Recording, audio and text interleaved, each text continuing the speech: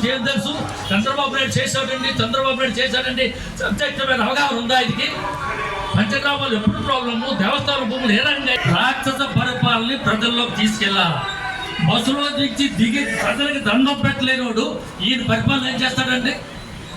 చూసారా చంద్రబాబు నాయుడు ఎండల్లో జనాలు, ఆయన ఎండలో ఉంటున్నాడు, జనాలు ఎండలో చూస్తున్నాడు. అది పరిపాలన అంటే.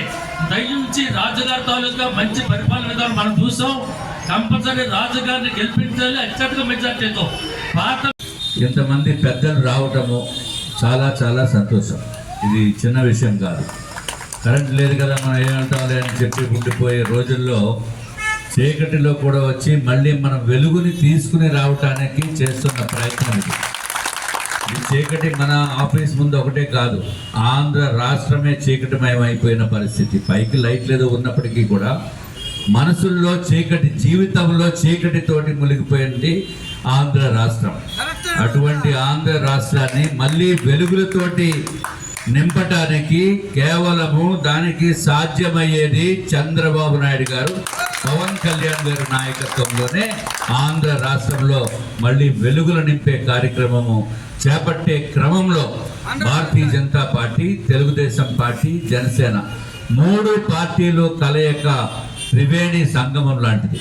ఇటువంటి అద్భుతమైన కలయిక కలుస్తాయా లేదా అనేది ఊహకి కూడా అందనటువంటి పరిస్థితుల నుంచి ఈరోజు 3 పార్టీలు కలిసి ఉమ్మడి అభ్యర్థిగా నన్ను, అంటే మీ మాజీ ఎమ్మెల్యే విష్ణుకుమార్ రాజుని నుంచోబెట్టడము, తెలుగుదేశం పార్టీ, భారతీయ జనతా పార్టీ, పవన్ కళ్యాణ్ గారు ముగ్గురు కూర్చుని ఆ రోజు 9వ తారీఖున ఏం జరిగిందో నాకు తెలుసు. ఇంటర్నల్గా ఫస్ట్ సీటు 3 పార్టీల నుంచి ఏకగ్రీవంగా రెండో మాట లేకుండా మొట్టమొదటి క్లియర్ చేసింది నా సీటు అని చెప్పి నేను తెలియజేస్తున్నా.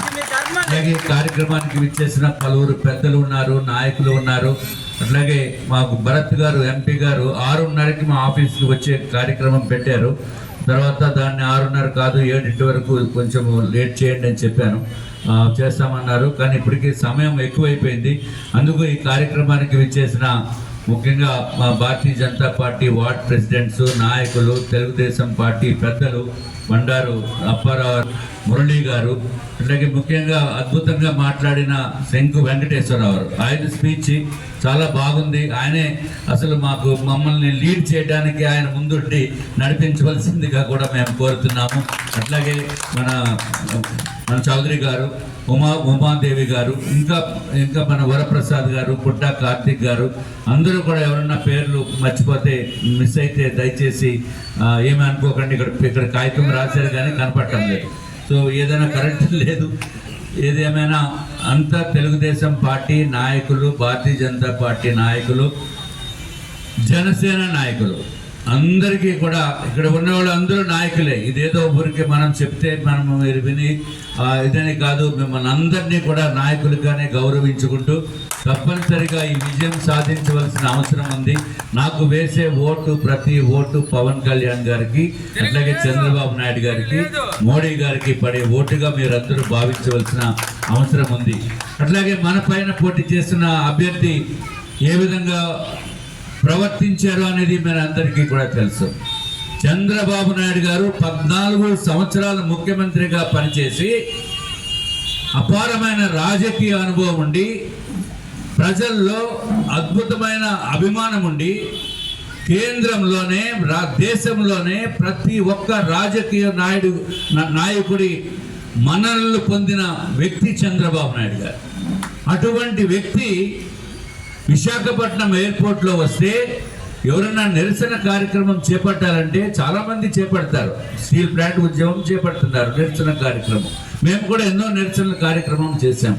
ఏదో ప్లే కార్డులు పెట్టుకుని దూరంగా ఉండి ఒక డిసిప్లిన్డ్గా చేయవలసిన పని ఎవరన్నా చేయాలంటే రాజకీయ పార్టీ ఆ విధంగానే చేస్తుంది. అంతేగాని ఒక గూండాయిజం, ఒక రౌడీజం కనపడింది, చేసింది, నాయకత్వం వహించింది ఈ కేకే రాజు అని చెప్పడానికి చాలా సిగ్గుగా ఉంది. రాజు పేరు పెట్టుకుని రాజులు పరువు తీసిన వ్యక్తి ఈ కేకే రాజు. ఎంత దౌర్భాగ్యమో, చంద్రబాబు నాయుడు గారు ఎస్పీజీ కమాండర్స్ దగ్గర నుంచి ప్రొటెక్షన్ ఉంటే కోడిగుడ్లు విసురుతాడు, టమాటాలు విసురుతాడు. చెప్పులు విసిరారు. అట్లాగే మహిళల చేత నానా మాటలు మాట్లాడిపించారు. పోలీసు వారు అడ్డుకుంటే పోలీసులు కూడా గెంటుకుని వెళ్ళిన పరిస్థితి మనం టీవీల్లోనే చూసాము, అన్ని ప్రచార మాధ్యమాల్లోనే చూసాము. అంటే ఈ రాష్ట్రంలో కనీసం విశాఖపట్నంలో వైఎస్ఆర్సీపీకి ఎక్కడ రౌడీజం చేయాలి అన్నా మొట్టమొదటిసారిగా గుర్తొచ్చేది కేకే రాజు. మిగిలిన నాయకులు కూడా ఉన్నారు, మిగిలిన ఎమ్మెల్యేలు ఉన్నారు, కానీ ఎప్పుడూ ఇటువంటి ప్రవర్తన ఎక్కడ కూడా వారు చూపించలేదు.